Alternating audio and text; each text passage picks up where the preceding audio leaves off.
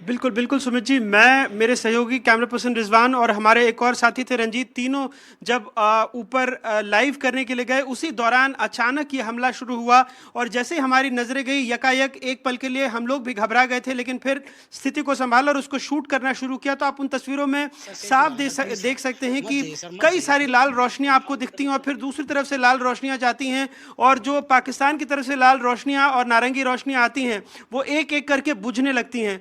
तो फिलहाल जो भी हमारे समझ में आया है कि हमारे एयर डिफेंस सिस्टम ने इन ड्रोन्स को मार गिराया है। हालांकि अभी तक इस बात की कोई औपचारिक पुष्टि नहीं हुई, लेकिन लगभग 5 से 7 मिनट तक हेवी शेलिंग हुई है। चारों तरफ से गोलियों की तड़तड़ाहट थी, बमबारी की आवाज़ें थी और आसमान में जब हमारी नज़रें जा रही थी तो ऐसा लग रहा था कि कोई पटाखा है। इधर से जब हमला हुआ तो पटाखे एक-एक करके बुझने लगे हैं। इस तरह की आतिशबाजी की आवाज़ें थी। मैं फिर से अगर अपना कैमरा आपको शहर की तरफ दिखाऊंगा तो मुझे वो लाइट बंद करनी होगी, लेकिन मैं फिर से चाहता हूं कि मेरे सहयोगी आपको कैमरा पैन करके लाइट ऑफ कर दीजिए पहले तो, और उसके बाद शहर की तरफ की तस्वीरें आपको दिखाएं तो पूरे शहर में ब्लैकआउट है।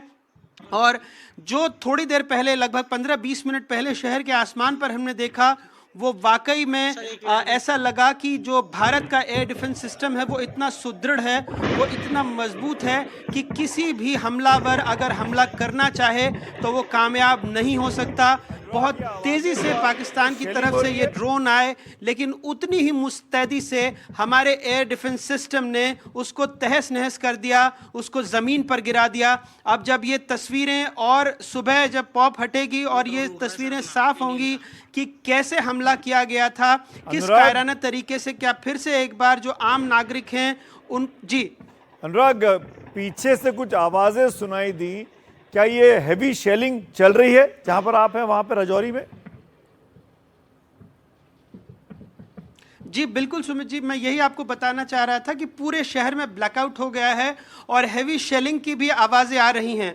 कुछ देर पहले भी बहुत तेज़ आवाज़ें थीं और अभी भी हेवी शेलिंग की आवाज़ें अलग अलग दिशाओं में आ रही हैं।